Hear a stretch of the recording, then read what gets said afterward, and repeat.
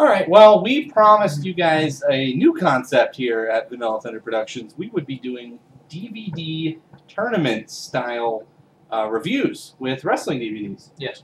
And because of my busy life going and getting married and everything, I haven't really had a whole lot of time to go over that. I know you've had plenty of time to go over that, but unfortunately your partner in crime hasn't. So here we are to do our first tournament matchup in the DVD tournament series. We randomly drew from the DVD collection of about 200 DVDs that we collectively own. And randomly, we chose Shimmer Volume 12, the DVD, versus the DVD of Shimmer Volume 35. 35. Yeah. And here is 12. So, yeah, so that wound up randomly happening in this review. So, we're comparing the two. These are the ones we did first, so we're comparing the two Shimmer cards back to back, and they're kind of from different eras of the company, so this should be interesting. Okay, so let's start with. We'll just go through each DVD, what we saw, what's on it, just a basic premise of what's going up against each other here. So first thing we have on Volume 12, which was, I believe this happened back in 2007. Was Volume 12, and it was the Night 2 of the Shimmer Championship Tournament.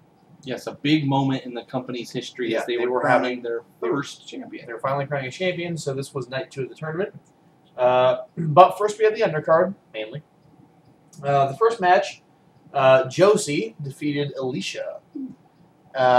You know, can't agree with the booking, but the match was okay. It was. Alicia showed some skills in the match, actually, which I believe is the only match we have her on. Actually, so, I have her on some more. Well, okay, well, you know, she's in some stuff, but basically, you know, she's not around anymore, and I don't know much about. We don't know much about her, but she was okay in the ring. Josie, not so much. Crowd was into both people. You know, you get that cult following there at the Berwyn Eagles Club in Berwyn. But, yeah, it was an okay match. It's an opener at a Shimmer show from 4 years ago. So Sure. I mean, right, you know, these days that would be Jessica James versus this would be like the opener of Sparkle. Yeah. So we had that.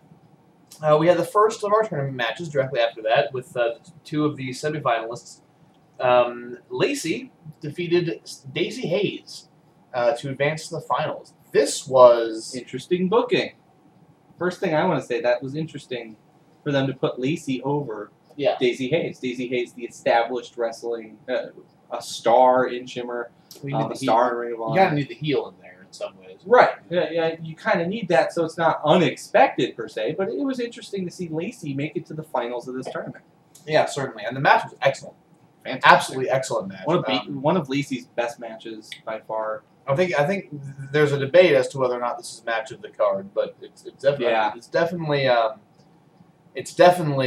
up there. And top two. Yeah, sure. Amazing match. And Lacey's hot. Sarah Del Rey defeated Sarah Stock in the other semifinal match. Fantastic match. Again, you know, the other competitor for best match. Yeah, those two. The two semifinal matches are the contenders. And that's not to say the final wasn't as good as those, but those two were a step above the rest on this card. Yeah, Stock and Del Rey beat the shit out of each other. Tons of chemistry. Yeah, especially with Stock being very new to Shimmer. Sure, and different styles. You know, Stock is definitely more of a faster, high-flying wrestler. More of a global wrestler style. Yeah, and Sarah is a powerhouse. Sarah's an American powerhouse wrestler. Yeah. So at that time, she was also wrestling very much under the style and tutelage of Bryan Danielson too. Indeed, and that came across in her. She was still a face at that time, also. So, but a very fun match. Excellent match, and Sarah winning with a pile driver was great. And Del Rey, not Stock. Sarah beat Sarah. Yeah. Allison Danger defeated Cindy Rogers in a no-holds-barred street fight. I made the case that it's not the worst match on the card, but it's one of my least favorite matches, actually, in Shimmer history, to be honest with you. Really? I really just didn't enjoy this feud. I don't really like Allison Danger And not to put down her work. She's talented at what she does. She knows, but I've never really been enthralled or engaged in her character in the Shimmer realm. And Cindy Rogers, same thing. Just kind of, I don't really care what Cindy Rogers does. I enjoy her from a technical point of view. I think she's very skilled. The Danger is too. Yeah, Danger is too. So technically the match was fine. It just didn't really stand out, and the two of them don't really have the characters or the personality to make it one of the great feuds. I think. You think about something like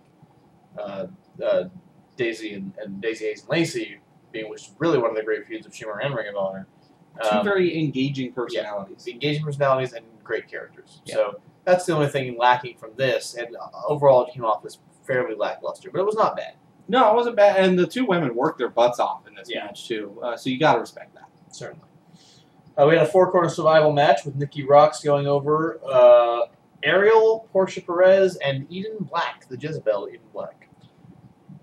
I think I made the reference when we watched this that Eden Black was more successful in a Glenn Robinson jersey than Glenn Robinson. That's right. I remember you making that joke, and it's as funny now as it was then. This was a four-corner match. It was very similar to Ring of Honor in that it's kind of a hodgepodge. We're going to throw everything into a salad bowl and see what comes out, kind of thing. And for everybody in the match, Nikki Rocks going over, no problem with that. Portia Perez, very young. Interesting watching young Nikki Rocks again. I loved the element. I remember bringing this up with you. The element of Portia Perez being the lone heel. Yes. And how she played off the three faces in the match. Portia Perez does a really good heel. I've never seen her play a face, and I don't really want to. She's so good as a heel. It's just being annoying. Yeah. And just making you hate her, making you want to throw things at her. But you like her for that. You want to see her succeed in that role. And I love the way she works her matches, and she's really good. Ariel is Ariel. Eden broke her neck, so she can't wrestle anymore. That's sad. The way to deliver that. Her life ended. Her career is over. She's not dead. Well, I know. Anyways. She suffered an injury, a debilitating injury. Very sad, and I wish that hadn't happened. Rain and Serena Deeb. Rain defeated Serena Deeb. Very good match. The story for this was Deeb missed the title tournament because of a car accident. And then which is true. Had her match. Right. Yeah. Right. I think they revealed later that Rikishi was driving that car. That took we all thought it was going to be Billy Gunn. Yeah. It wasn't Billy Gunn, it was Rikishi. Did it for their heritage. But no, this was actually a really good match too. I remember both of us saying that, this was kind of an underrated candidate, under the dark horse candidate for match of the card. Yeah, yes, certainly, excellent match. I remember when we first watched this, I kind of overlooked that one a little bit because I didn't really know who Serena Deeb was, and Rain was way back. Rain was just Lacey's tag team partner. And I thought, hey, Rain's hot too. So yeah, that's cool. But honestly, the match, looking back on it, is excellent, and both of these women do phenomenal work. There's a reason Serena got called up, and there's a reason she came back. And there's a reason why Serena was put in a match with Rain. Yes. Yeah, because Rain, being the veteran talent at that time, did a lot for Serena in that match, and Serena obviously learns on her feet and learns quickly because they had good chemistry very quickly in that match. We had Mischief, cheerleader Melissa and Mischief taking on the Experience. I mark out for Mischief because Daphne wears that outfit to the ring when they. Yes. And I'm a fan. Yes. So I keep forgetting where to put my thumbs so that it gets on camera. I'm meant for radio, to be honest. Let's just be fair. This was a good match. Bang bang. We had this was a good match. Not spectacular, especially considering you had cheerleader Melissa and Mischief in the match. It didn't blow you away.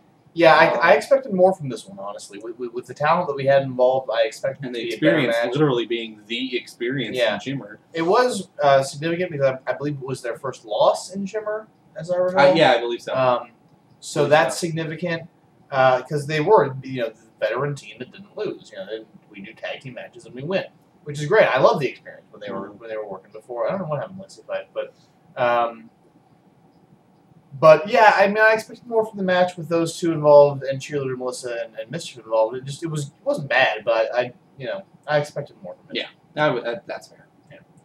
And then we had the main event, which was the finals of the tournament. Sarah Del Rey beat Lacey to become the first ever Shimmer champion.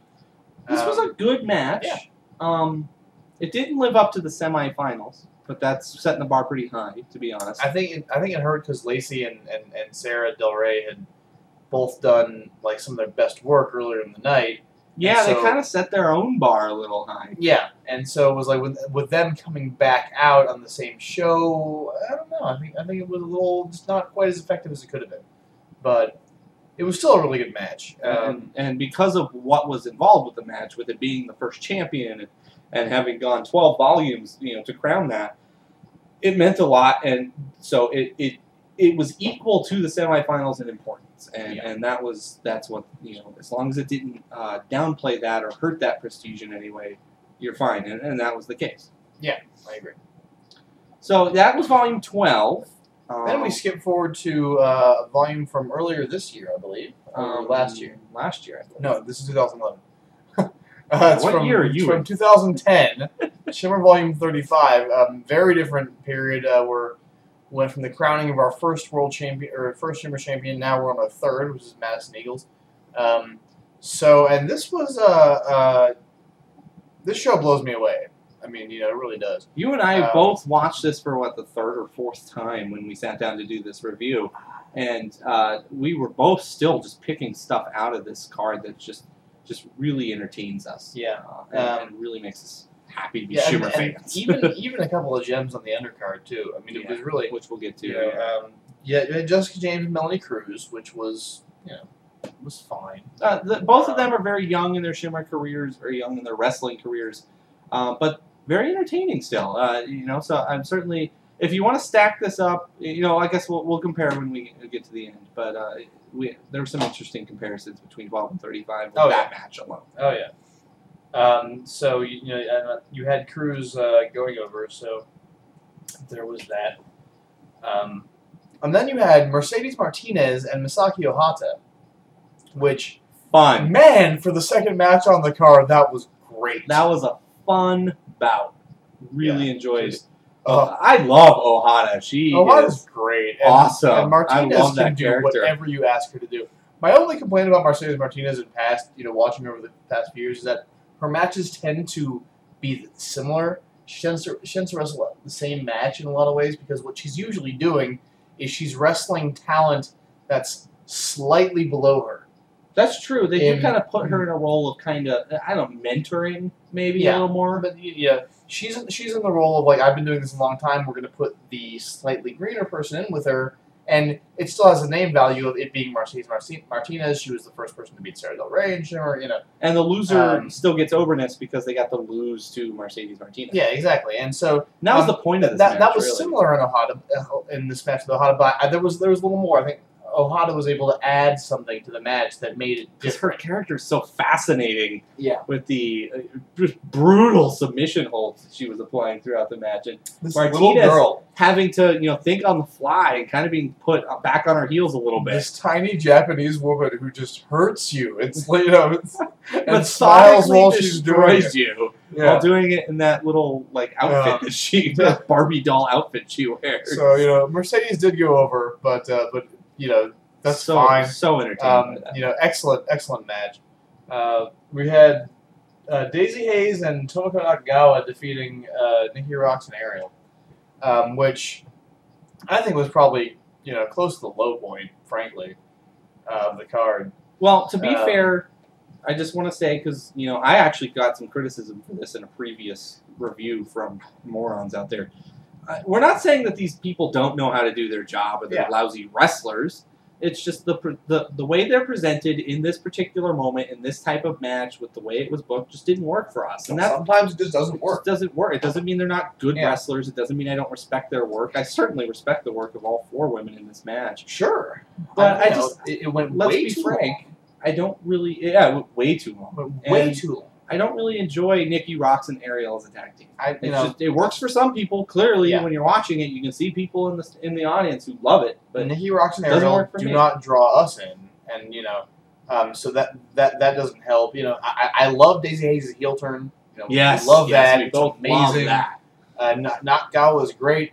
the match went too long. There was too much. A frequent problem with Shimmer, especially you think back to the Minnesota and later the International Home Wrecking Crew, is that their especially their heel tag teams tend to get do these really long drawn out heel tactics before the match they'll do heel stuff and they'll take forever to get started. Or teasing. I understand why they do it. Because they're trying to get the characters over as heels. And it's a throwback to the older style of wrestling when you had to do stuff like that to get an audience full of people who didn't necessarily know the backgrounds of these people. Yeah. But it kind of gets overdone a little bit, and that was the case with just Nikki and Ariel in this particular match. Yeah, and it just didn't click. The match didn't click. Allison Danger defeated Veronica Vice, who was kind of impressive. Yeah, I think we were both kind of like, oh, hey, we'd like to see a little bit more of Veronica Vice. To Allison Danger's credit, for as much as we weren't really big fans, me more than you, of Danger versus Rogers in that feud. I'm still not a big fan of Allison Danger, but she certainly helped out Veronica Vice and helping her get over in this match, and that's the point. I wish Danger would wrestle in that mask that she comes out in. Yeah, if she would wrestle in that mask, that'd be a lot cooler. I would think that would happen. She always comes out in some badass costume that looks all goth and fucking sweet. And then she gets to the ring and she takes it all off and she's in some hey mom skirt with the American flag on it. It's mom. Yeah. It's just I don't know. Portia Perez defeated Serena Deeb. That was a great match. I mean, the two characters had a great storyline leading up to it because Serena was back and Portia was like, "No, you left. This is my company now." Even though Portia has no right saying it's her company, it was awesome to see her say, "I am Shimmer." Portia will just come up and make the wildest claims. I mean, she's set the bar so high for that. And it's like, this girl's saying she's a ninja and she can turn invisible. We can let her say whatever we want. So, at that point, she can claim anything. Yeah, it's almost, I think in a lot of ways, Portia is I think, influencing Wrestle Outro already because look at Kelly Skater. What's she doing? She's basically being the Australian Portia Perez. Yeah, basically, I'm going to walk up to the tallest person in the room, poke him around a few times, and see what happens. And Portia can really back it up in the ring. These two had a great match. Great chemistry. Again, great chemistry between these two people who have not a whole lot of experience in Shimmer wrestling. But they know each other very well. They debuted at the same time. Yep. So, they know each other well. They were able to use that, and I love Portia going over. I mean, it made sense. Yeah. Speaking of Kelly Skater, she got into the ring with the returning Amazing Kong at this event. Oops. Yeah, that was a bad idea. Moving on. Called in on Kelly Skater and her weight of 1,000 tons of pure adamantium or whatever it is. She hails from the awesomest place ever, some town in Australia. Well, yeah, and she wants you to know that too. Yeah. I've grown to respect Kelly Skater a lot more. She's another one of those characters that doesn't quite grab me. I know you're a fan of her. I like her a lot. I mean, she's I like when she she gets shoved over by Kong. She gets up and she gets in her face and does this. Yeah. And it's like, what are you doing? Like, huh? And I love what they do with her. Like, she's in a match with cheerleader Melissa, and she picks up the pom-poms and messes with them. And the announcers are going like, is she suicidal? Does she want to die? She's this character comes Why is she barking up the wrong tree all the time? This character comes in, has no idea who she's facing, and I love it. I love what they're doing. Yeah, I like the stories that they put her in, and the match had some really nice spots as Kong matches usually do. Yeah, Kong does a lot for the talent in the ring. Yeah, both for herself and the opponent. Let's see. Sarah Del Rey defeated Rachel Summerlin. Can I jump in on this one? Yeah, go ahead. I was thoroughly impressed with Rachel Summerlin's effort in this match. Sarah Del Rey is the elite, the gold standard in Shimmer, and even when she's not champion. And at this point, she's doing the Kings of Wrestling bit with the angry eyebrows and the I'm just gonna. She doesn't have the eyebrows. She doesn't have the painted eyebrows anymore. She knows. Yeah. She doesn't do this thing. I'm not sure what that was, but it worked because she came off as a badass. And Rachel Summerlin, to that point, You know, kind of been booked as kind of a girl next door type, I guess you would say. Yeah, she's or kind of local buddy type wrestler. She's a in EWR you would click on old school babyface. Yes, yeah, that's kind of where she's been. She was in her feud with Daphne. Mm-hmm. I love the way they booked this match. They come out. It's Rachel, the fairly green wrestler. Yeah. Against Sarah. They come out, they let Rachel do some arm drags and do some stuff to her look good against Del Rey. Then they have Daphne interfere and let's come in, distract Rachel. Sarah gets on top and Sarah never loses the advantage. Well, that did a lot for everybody involved. It propelled the storyline between Summerlin and Daphne, which you're supposed to do. Yeah. And for Summerlin, they got her offense against this known entity. And that went over huge with the crowd. And it took her a while for Sarah to put her down. And I love the way Sarah was working her fucking fingers, her hand. She was working the hand. Went all saw on her. Just like, I'm going to mutilate you because you made this difficult for me. And Summerlin sold that really well. Yeah. Like, Not in a ridiculous, absurd way either. In a very believable, ow, you're hurting me kind of way. Like, it was really good. And Summerlin looked tough because it did take her a while to put her away. She was made to look like new blood against Sarah, but and Summerlin, you mentioned tough. Summerlin, she's got that like I'm cute thing going. For her to look tough, she's got to work a little bit harder, and she did in this one. I think really one of the main things that went over. I remember when we first saw her on the DVD in her match against, I think she had a match against Kong, and she before she lost a lot of weight since then. And she wasn't very good. And I remember thinking, oh god. Well, I didn't think she wasn't very good, but I was just like, like we didn't really get to see a whole lot out of her. And to that point too, with Daphne and her feud with Daphne, we still haven't really seen a lot out of Summerlin, except that Daphne hates her. You know, but this match showcased that Summerlin gets it. She knows what she's doing, and she's going. She got a promo on the card. And she didn't. She was fine. Impressive there. So I think you can tell both of us really drew a lot out of this match. Yeah. And I think we're both really excited that Summerlin is going somewhere. I think she came off really well, and especially the placement of the match too helped because that was right under the big three matches of this card. This card had a big three. The first of those was Ayako Hamada defeating Nicole I Love Her Matthews. I'll let you jump in on that one. You can talk about your girl for a little bit. Yeah, no, I'm a big Nicole Matthews fan, not just because I, would love to, eat her.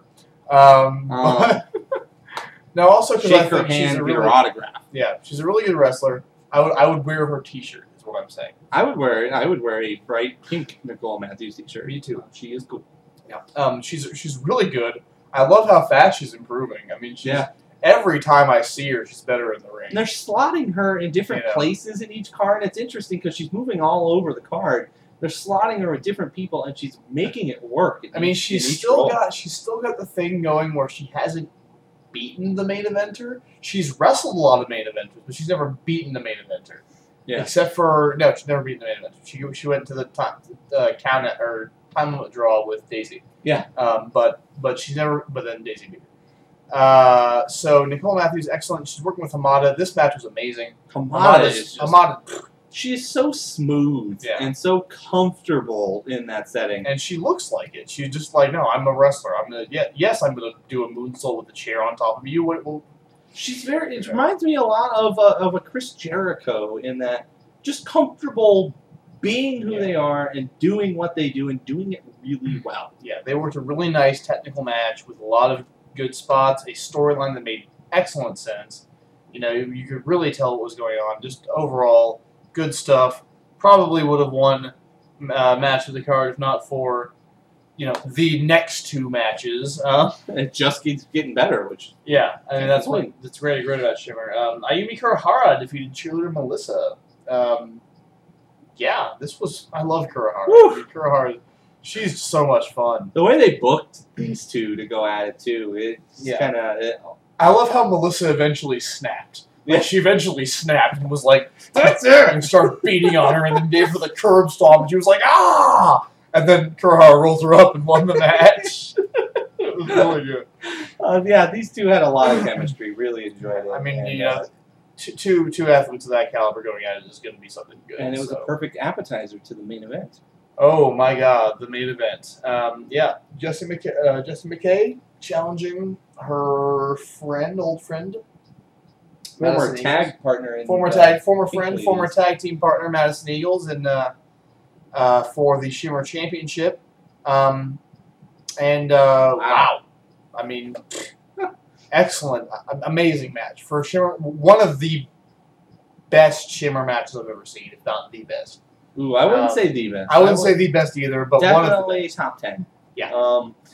Jessie McKay they've been booking her as, you know, everybody's favorite girlfriend. So I know you hate that, but you know, she's kind of developed a niche for herself as this all her fucking features, schoolgirl crush and the boyfriend stealer. You know, she's got the cute thing going for her, and she's kind of been also wrestling people who aren't really her size. She's taller than a lot of the other competitors. Yeah. Has a different style. So no worries on that score on this instance. Some of her matches haven't necessarily clicked the way others have, and I think you and I have both been a little frustrated in that we want to see McKay in a place where she is comfortable and wrestling talent on her level and at her, you know, position. And you definitely see that. I just don't want to hear Prazak say she hit the boyfriend stealer. I don't what. The schoolgirl crush. Aside from that, anyway, but you know, aside from that, you know, whatever her gimmick I don't like, but aside from that, she has never impressed me in a match like she did in this one. She and Madison worked so well together, to be expected, but still, they worked so well together. It was really amazing. Yeah. You know, and the fans wanted her to win the title so badly. Jessie McKay was over in this match. Well, she was already over going in. Yeah. She's already over with the audience, but she went up against Eagles, and Eagles to that point had been billed as this, just ruthless, you know, aggressive, angry champion. Madison Eagles has the best theme music ever. And McKay goes toe-to-toe with her in this, so you've got a wrestler who's over for being popular and cute and likable, and suddenly being over because she can kick Eagles' ass, too. Yeah. It was the perfect storm for McKay. And there was exactly what we've been wanting to see out of her. Yeah, and the spot where she was getting her ass kicked, then she turned around, she had the headlock, it was a headlock with an elevated headlock, and she did this, and the crowd responded. It was, I mean, amazing. Yeah. The crowd was so... That's the great thing about Shimmer, too, is the crowd's so into it. Well, at this point now in 35 versus 12, or 35, everybody's in on the game right now. So everybody's been there, has been to a previous Shimmer show, it seems like. So you get that, you know, we're going to give you the benefit of the doubt. Sure. Pass at that point. And the main event was definitely the best match of the evening for this card. So, let's start with that on criteria. Yeah.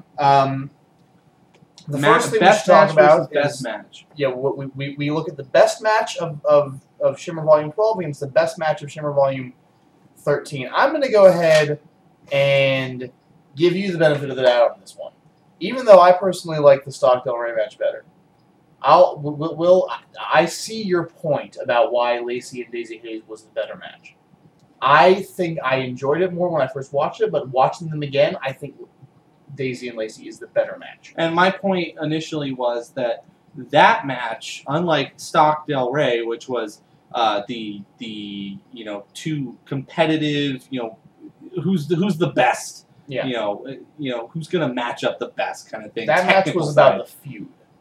Right. The Lacey Daisy Hayes match was about, it was personal, and it was a feud, and there was a reason these two were meeting there, and they had a history. Yeah, they showed added to it. They showed how Hayes beat Lacey. Yeah, in the main event. The main event of Shimmer 1 was Daisy Hayes versus Lacey. And they made that a part of what made this match so important, and that's why I feel like, because their performance was so good on top of that, that made that match the best match on that card. I would agree with you on that. So I'm certainly willing to go there. However, that being said, I would argue that the title match from 35 was better.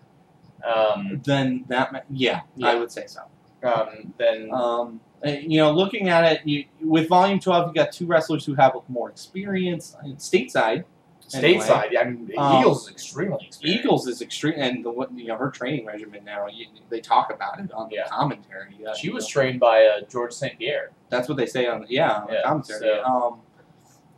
And then McKay, has a different element with her experience background, but she was trained by Madison. So you get that. But yeah, I would say if you stack the two matches up against each other, the Volume 35's title match does narrowly. And the fact that it's a championship match as opposed to the semifinals does help in that regard too.